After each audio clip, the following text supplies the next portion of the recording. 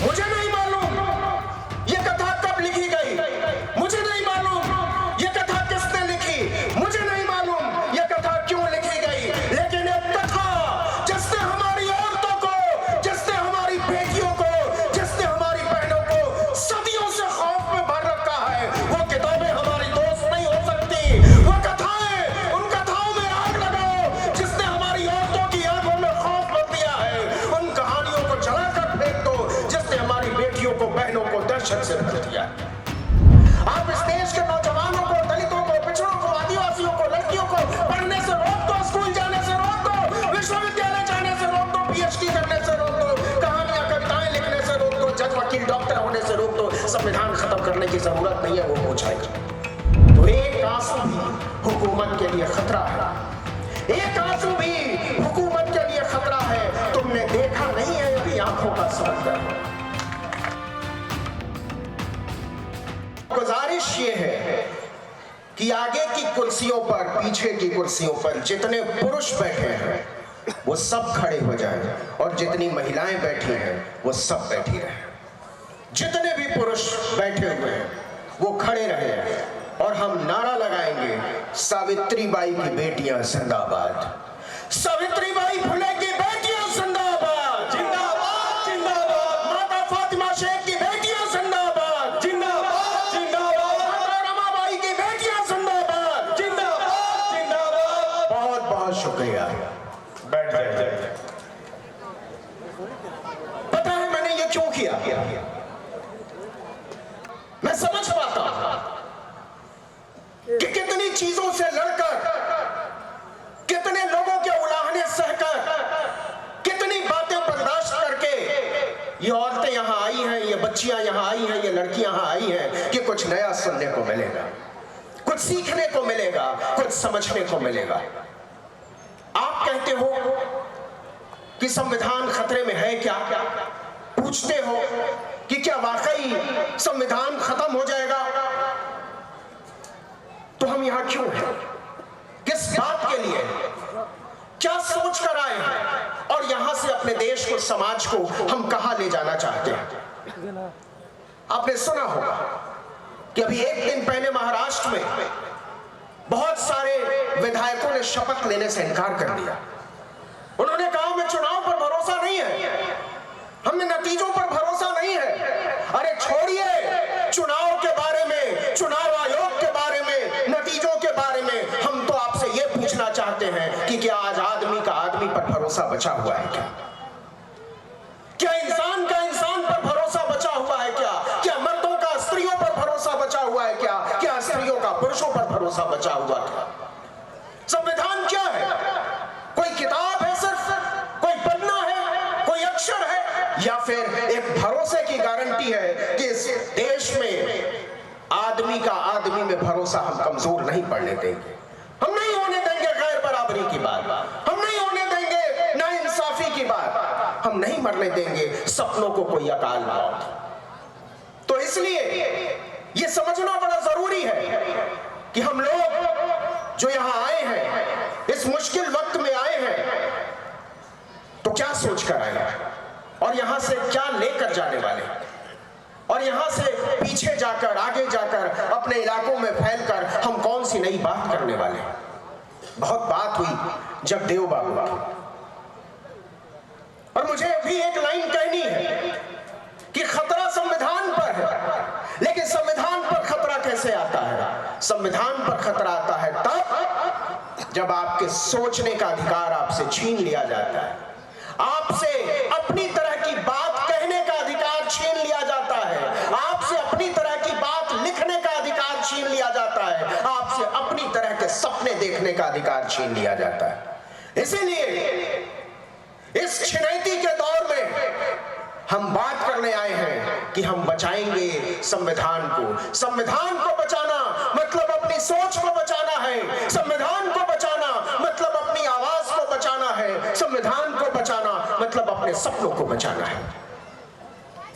तो मुझे उम्मीद है कि हम सब कम से कम अपने सपनों को बचाना चाहते हैं, हम सब कम से कम अपनी आवाज को बचाना चाहते हैं, हम सब कम से कम न्याय को बचाना चाहते हैं, हम सब बचाना चाहते हैं शिक्षा और रोजगार के अधिकार को। इसलिए ये दौर बड़ा मुश्किल है, और मुश्किल दौर इसलिए है कि मैंने कहा कि एक लाइन मैं भी जगदेव बाबू के बारे में कहूंगा, और वो बात मुझे ये कहनी है कि उनकी हथौड़ी माथे में गोली इसलिए मारी क्योंकि उनका कहना था, ये ऐलान था कि हम कुछ भी करने देंगे लेकिन आपको अपने तरीके से सोचने नहीं देंगे, आपको अपने तरीके से बोलने नहीं देंगे, आपको अपने तरीके के सपने नहीं देखने देंगे। इसलिए अरवल के लोगों देखो, दाऊदनगर के लोगों, ओबरा के लोगों, अतरौली के लोगों, देखो बिहार के लोगों, भारत के लोगों, अपने सपने के हक में आवाज उठाओ, न्याय के पक्ष में आवाज जो आज आमादा है तुम्हारे अस्तित्व को कुचल देने पर। इसलिए मैं कहना चाहता हूं कि अपने आप को बचाओ, संविधान अपने आप बच जाएगा। अपने न्याय को बचाओ, संविधान अपने आप बच जाएगा। अपने सपनों को बचाओ, संविधान अपने आप बच जाएगा। और अगर खत्म ही कर देना चाहते हो अपने आप को तो लिख कर जाओ, संविधान को खत्म होने से कोई रोक नहीं पाएगा। बहुत मोटी मोटी बात करना चाहता हूं आपके साथ। बात उठी कथा की, बात उठी प्रवचन की। आप में से हो सकता है कि कोई बात खराब लगे, हो सकता है कि कोई बात चुभे, लेकिन मैं यहां आपकी मातम पुरसी मिजाज पुरसी के लिए भी नहीं आया हूं।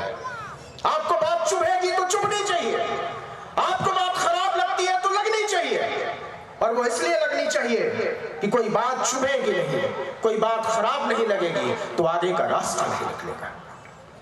सुना होगा आपने कथा, कथाएं सुनी होंगी, और हर घर में कथा होती है। आप में से बहुतों के हाथ पर कुछ बंधा हुआ होगा और आपने सोचा होगा कि छोटा रिचार्ज आपकी जिंदगी को बचा लेगा।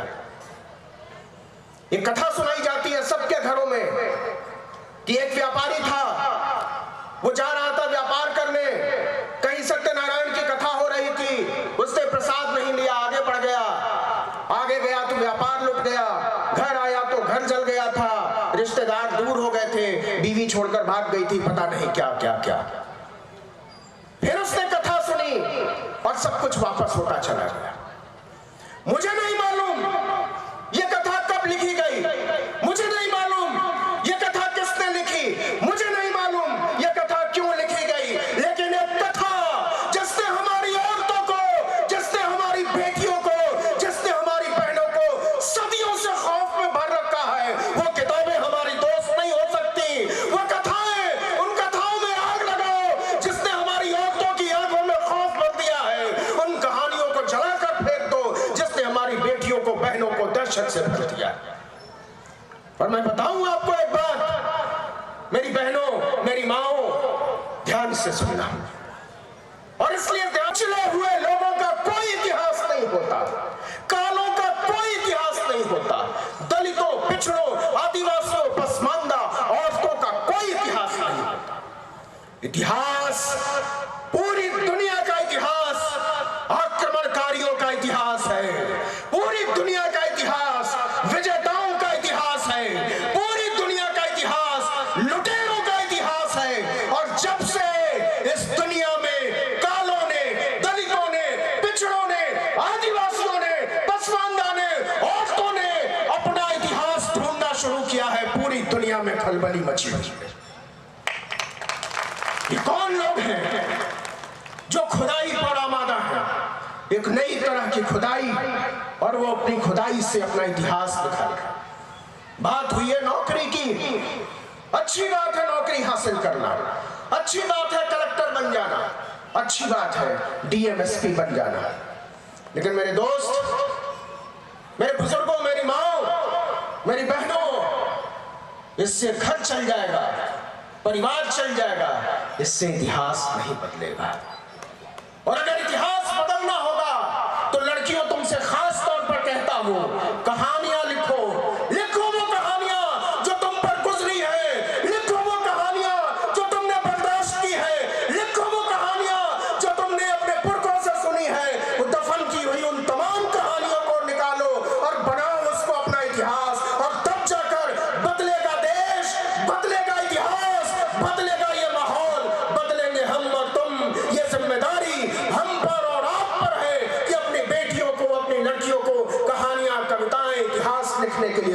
प्रोत्साहित करें। मुझे खुशी है इस बात की, जब ये बात सामने आई कि यहां एक प्रतियोगिता होती है, और तो मुझे अच्छा लगा। लेकिन मेरी चिंता दूसरी है, मेरी फिक्र दूसरी है। और मेरी फिक्र यह है कि क्या वाकई इस तरीके के कार्यक्रमों से कुछ बदलता है?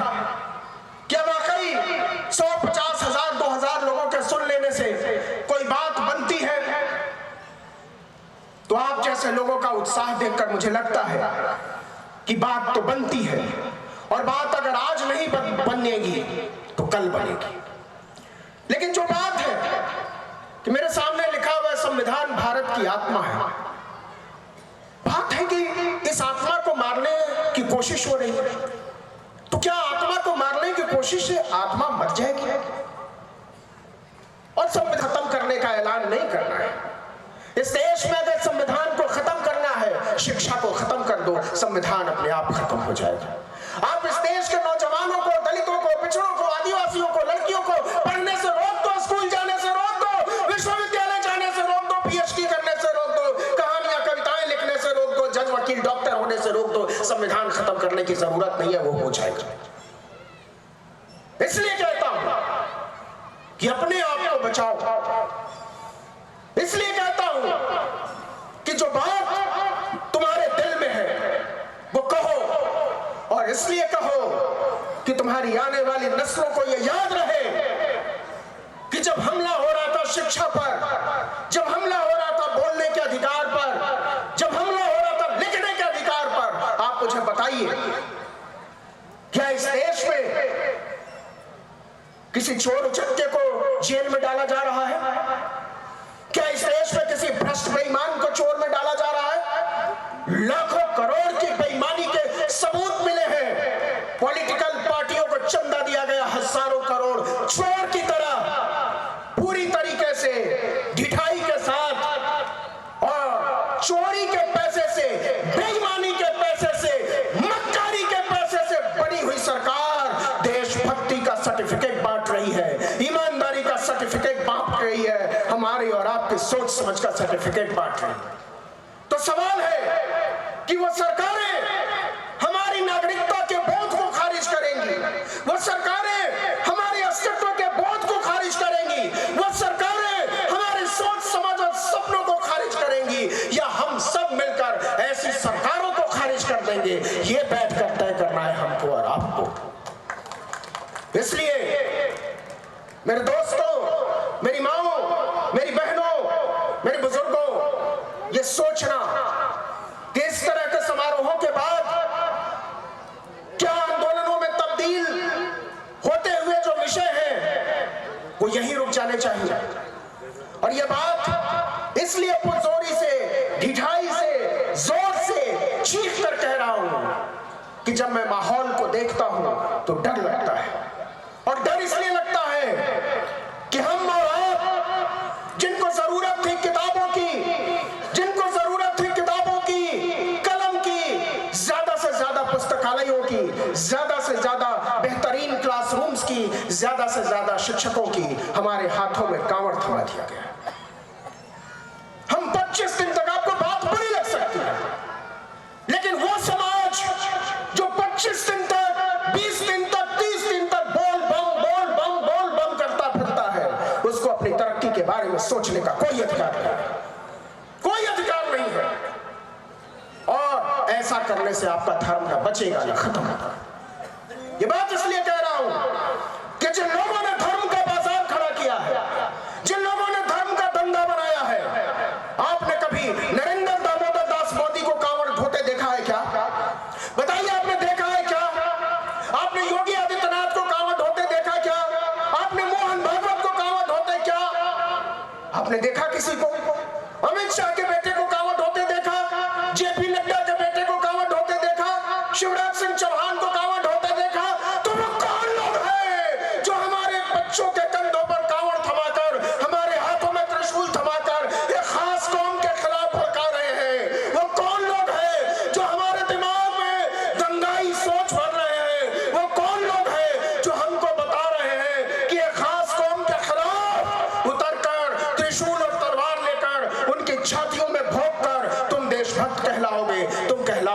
सबसे बड़ा हिंदू। मुझे डर लगता है, और यह डर इसलिए है कि मुझे अपनी आने वाली नस्लों को लेकर फिक्र होता है।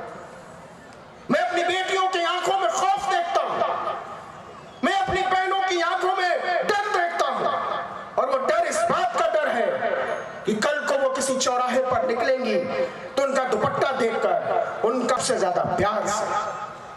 और यहां मुझे एक कविता याद आती है कि फिलिस्तीन की सीमा पर एक लड़की एक लड़के से मिली।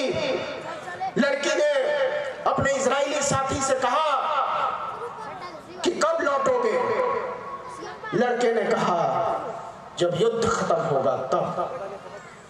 लड़की ने कहा और युद्ध कब खत्म होगा? लड़के ने कहा जब हम फिर मिलेंगे तब।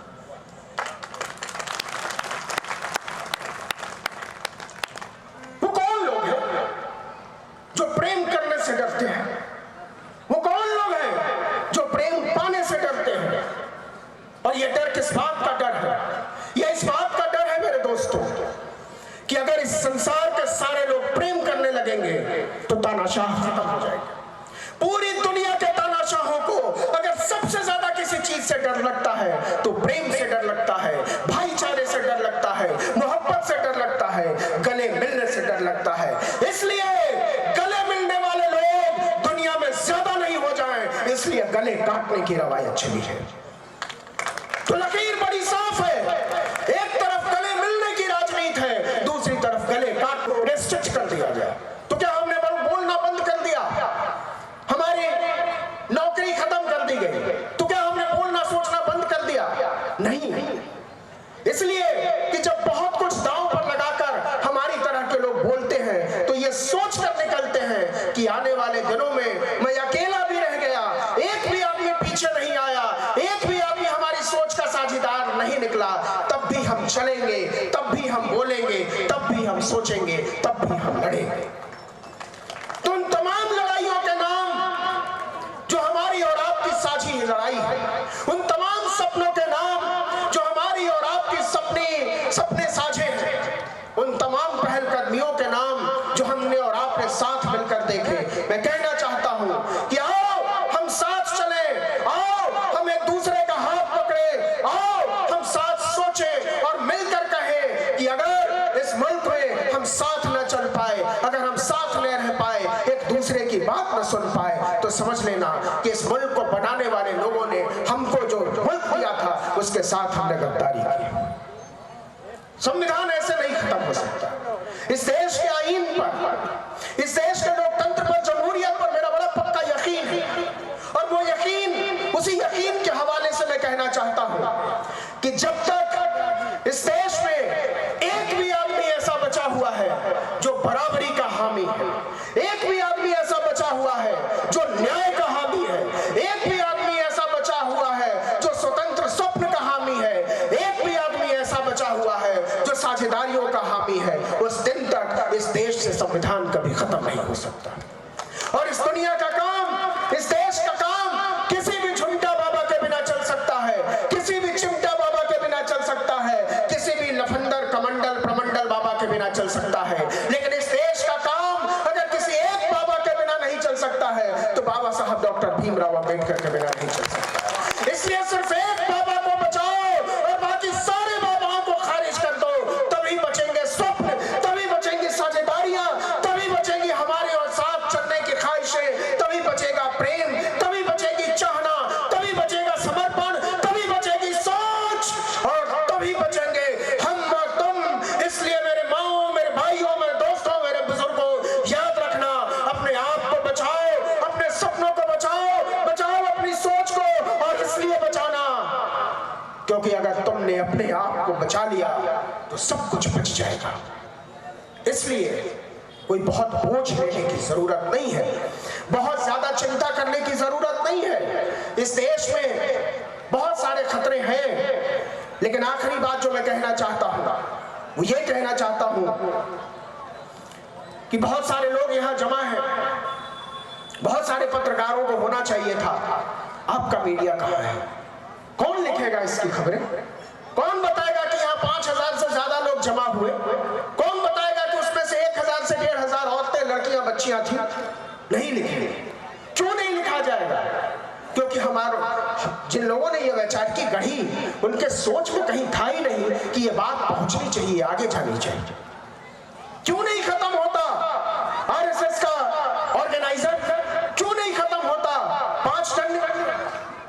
गढ़ शक्ति खत्म हो जाता है, लिबरेशन जैसे तैसे निकल रहा है, सर्चलाइट बंद हो गया। तो ये बात सोचना कि जब तक अपना मीडिया खड़ा नहीं करोगे, वो पत्रकार जो अमेरिका पहुंच जाते हैं एक प्रधानमंत्री की दलाली के लिए, उन पत्रकारों की नैतिक हिम्मत नहीं है जो मणिपुर जाकर एक लाइन कर सके। क्यों? क्योंकि मणिपुर में जितने लोग प्रभावित हैं वो दलित से ज्यादा औरतों से नफरत करते हैं। तो जो लोग औरतों से नफरत करते हैं वो हमको बताते हैं कि इस देश को कैसे चलाना है, वो हमको बताते हैं कि तमीज क्या होती है, वो हमको बताते हैं कि सोचने और समझने का सलीका क्या होता है। तो आखिर में मैं केवल इतना कहना चाहता हूं कि खतरा है, लेकिन वो खतरा मेरी तरह के लोगों पर केवल नहीं है, वो खतरा ज्यादा आपके ऊपर है जो मेरी तरह के लोगों को सिर पे चढ़ा कर रखते हैं, हमारी तरह के लोगों को हौसला देते हैं। हम सड़कों पर चलते हैं तो गुरूर के साथ चलते हैं, हम पकड़े जाते हैं किसी थाने में, कचहरी में, कोतवाली में, तो हम कह पाते हैं कि हमारे लोग तुम्हारी वर्दी उतरवा लेंगे। और इसलिए हमारी तरह के लोग गुरूर में रहते हैं कि डाल दिए जाएंगे जेलों में तो क्या, कत्ल कर दिए जाएंगे तो क्या, कुचल दिए जाएंगे तो क्या। यह गुरूर हमारे आसमान पर आखिरी सांस तक रहेगा कि हमने लड़ाई लड़ी थी, हमने तुम्हारी बात कही थी। लेकिन आखिर में जो बात कहना चाहता हूं वो ये कि कलेर के लोगों, याद रखना, अपने सोचने वालों को बचाओ, लिखने वालों को बचाओ, पढ़ने वालों को बचाओ, कविता करने वाले लोगों को बचाओ, कहानियां लिखने वाले लोगों को बचाओ, इतिहास बोलने वालों को बचाओ। इन सबको बचाओगे तभी तुम बचोगे, और नहीं तो तुम भी गुम हो जाओगे इतिहास के किसी पन्ने में। तो एक आंसू भी हुकूमत के लिए खतरा है, एक आंसू भी हुकूमत के लिए खतरा है। तुमने देखा नहीं है अभी आंखों का समंदर हो, ये आंखें जब समंदर बनती हैं तानाशाह बह जाया करते हैं, बह जाया करते हैं। वो बहेलिए जो परिंदों को अपने जाल में फंसाना अपना धर्म समझते हैं। हमारा धर्म संविधान है, हम उसी को बचाते हैं। आपने हमें बुलाया, इतने प्यार से सुना, इतना सम्मान दिया, आपका बहुत बहुत शुक्रिया। इनकलाब जिंदाबाद, इनकलाब जिंदाबाद, लोकतंत्र जिंदाबाद, संविधान जिंदाबाद।